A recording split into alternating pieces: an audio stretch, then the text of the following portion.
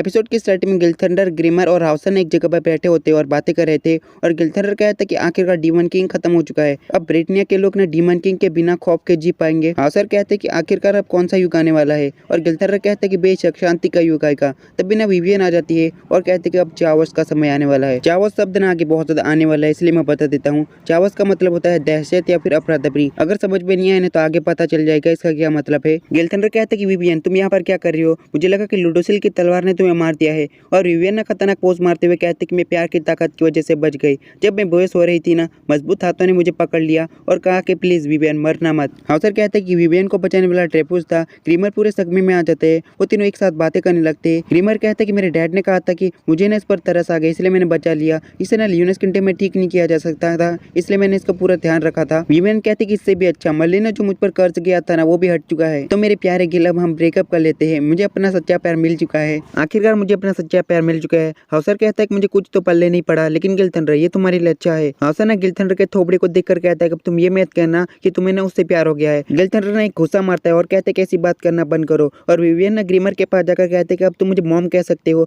और गिलथंडर कहते हैं कि विवियन तुमने पहले जो कहा था उसके बारे में मुझे बताओ, चावस के समय के बारे में बताओ। विवियन कहते हैं कि मुझे भी इसके बारे में बता, ये तो बस मर्लिन बातें करती रहती थी। मर्लिन ने कहा था कि भगवान का अंत होगा ना तो संतुलन बिगड़ जाएगा, उसके बाद ना चावस आएगा और दुनिया का पुनर्जन्म होगा। और सीन चेंज होता है। 7 डेडली सिंस का सभी मेंबर ना पार्टी कर रहे थे और मर्लिन के पास एलिजाबेथ जाती है और कहते हैं कि तुम्हारे जख्म को मैं हील कर सकती हूँ अगर तुम चाहो तो। और मर्लिन कहती है कि मैं बदसूरत दिख रही हूँ। एलिजाबेथ कहती है कि ऐसी बात नहीं, ये ठीक ठाक है, अगर तुम्हें कोई दिक्कत नहीं तो मुझे भी नहीं। डियान आकर कहते हैं कि ये तो कमाल का है। और गौथर कहते हैं कि एस्कोनो ना मर्लिन के अंदर हमेशा जिंदा रहेगा। मेलिडस आकर कहते हैं कि हर कोई ना दुनिया को अलग नजरिए से देखता है। और डियान कहते हैं कि सब लोग ना खुश है। और डियान कहते हैं कि मुझे एस्कोनो की याद आ रही है, लेकिन सब लोग खुश है। मेलिडस ने अपनी सारी पावर का यूज करके ना डीमन किंग को पूरी तरह से खत्म कर दिया। अब मेलिडस को ना डीमन वर्ल्ड में नहीं जाना पड़ेगा। बान ने आखिरकार इलेन को जिंदा कर दिया। गौथर की सारी याददाश्त आ गई और किंग के पूरे पंख निकल गए। और साथ ही डियान शर्माते हुए कहते कि उसने मुझे प्रपोज भी किया। बान कहते कि हाँ बिल्कुल, इसने कितना कमाल का प्रपोजल दिया था। और किंग कहता है कि तुमने मुझे भड़काया था। और डियान कहती कि वैसे मर्लिन तुम बताओ, अपने बारे में तुमने काफी कुछ नहीं बताया है। और किंग कहते कि हाँ बिल्कुल, 7 डेडली सिंस ग्रुप बनने से पहले ही ना मर्लिन कैप्टन के साथ काफी समय से है। बान पूरे नशे में था और बान कहते कि मुझे नहीं लगता है कि मर्लिन ना बिना अपने मकसद के किसी की इतनी ज्यादा मदद कर सकती है।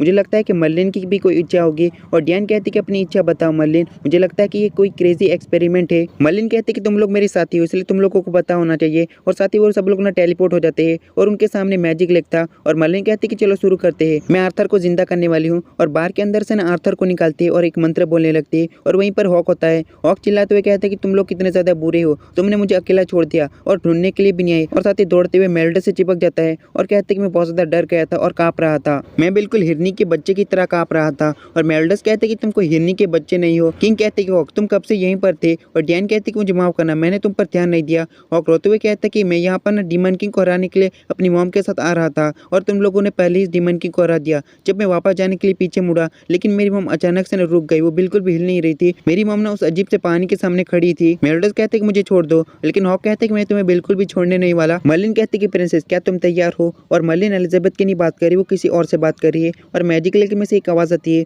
वो आवाज कहते कि आखिरकार वो समय आ चुका है। और हॉक डरते हुए कहते कि कौन बोला। हॉक डरते हुए कहते कि ये आवाज कहाँ से आ रही है। और बान कहते कि मैजिक लेक अचानक से न चमकने लगा। और मर्लिन कहते कि मैं गलत थी आर्थर, ये तलवार वो नहीं है जो तुम्हें मारेगी, ये तलवार ने एक चाबी है तुम्हें अगले स्टेज पे ले जाने की। और मैजिक लेक में से एक एनर्जी आती है जो आर्थर को लगती है। मर्लिन कहती कि मैजिक लेक का मैजिक को यूज करो और दरवाजा खोलो। आर्थर के सीने में जो तलवार होती है वो गायब हो जाती है और साथ ही वहाँ से बहुत ज्यादा रोशनी आने लगती है। वहाँ पर बहुत सारा धुआं हो जाता है। जब धुआं खत्म होता है ना, आर्थर को होश आ जाता है। डियान कहती कि आर्थर को तो होश आ गया। और आर्थर उठने के साथ ही कहते कि मैं क्या कर रहा था। मर्लिन कहती कि इंसान ना बुराई और अच्छाई दोनों को अपने अंदर ना समा कर रखते हैं, वो चावस से अलग नहीं। सिर्फ वही जिन्हें ना चावस के पुजारी चुनते हैं वो ना चावस के रूलर बनते हैं। और मेलिडस कहते कि मर्लिन तुम आर्थर के साथ क्या कर रही हो। और मर्लिन कहती कि मैंने तुम्हें पहले ही बता दिया था, मेरा टारगेट ना आर्थर को दोबारा से जगाना है लॉर्ड ऑफ चावस के रूप में। आर्थर को काफी ज्यादा पेन होने लगता है, दर्द होने लगता है। और मर्लिन कहती कि इसे गले लगाओ, अब समय आ चुका है आर्थर, तुम्हारे अंदर जो छुपी हुई ताकत है उसे बाहर निकलने का। और आर्थर की एक आंख ना बदल जाती है। आर्थर चिल्लाने लगता है, उसकी दूसरी आंख भी बदल जाती है। मर्लिन कहते कि जब किंग जागेगा ना तो वो सील ऑफ चावस को तोड़ेगा।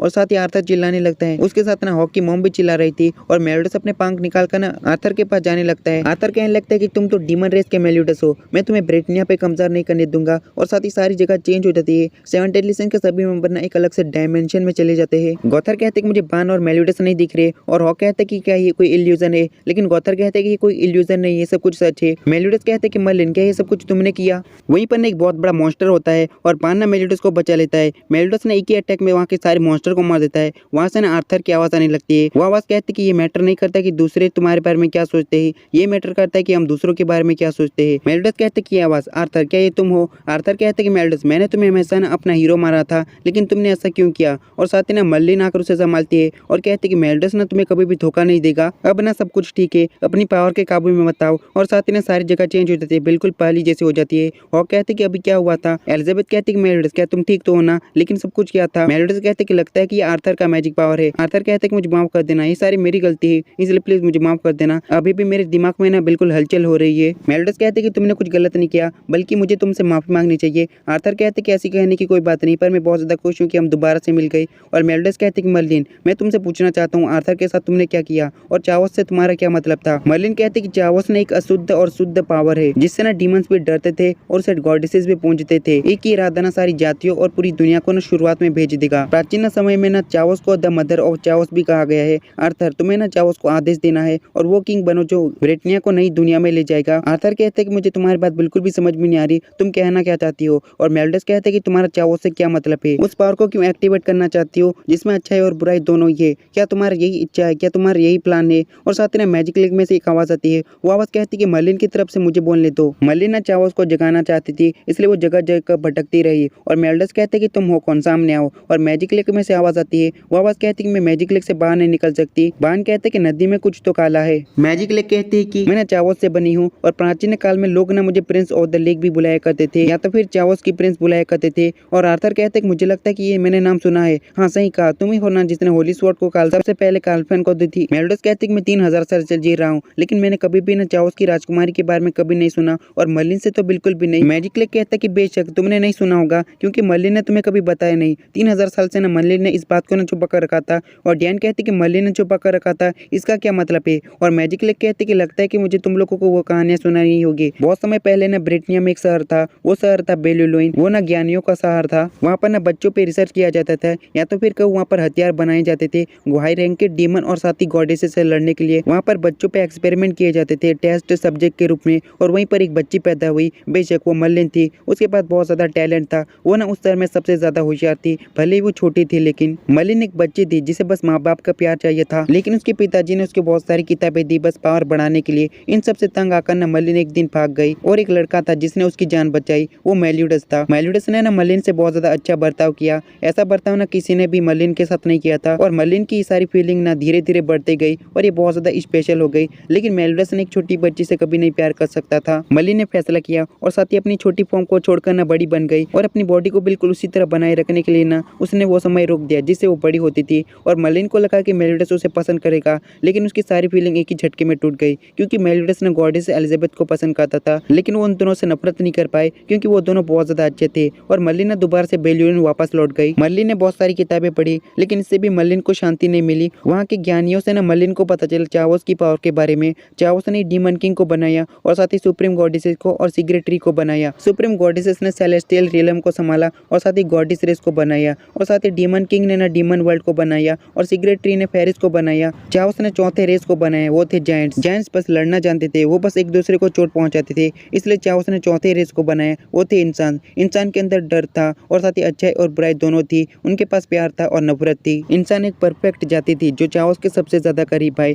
और इससे ना सुप्रीम गॉडेसेस और डीमन किंग जलने लगे, और वो सोचने लगे कि उनको जो इज्जत और प्यार मिला था उनकी जाति की तरफ से, वो सारा कुछ ना द मदर ऑफ चावस उनसे छीन ना ले। इसलिए सुप्रीम गॉडेसेस और डीमन किंग ने साथ में काम किया, और साथ ही चावस को सील कर दिया। मर्लिन को ये सारी जानकारी ना बेलियलाइन के ज्ञानियों से मिली, और ये सब कुछ सुनने के बाद ना मर्लिन का बस एक टारगेट था, चावस को वापस से जिंदा कर देना। मर्लिन को यकीन था कि अगर वो चावस को जिंदा कर लेती है ना, तो उसका भोला दिल भर जाएगा। इसके साथ ये एपिसोड खत्म होता है। कोई भी डाउट होना कमेंट में पूछ लेना।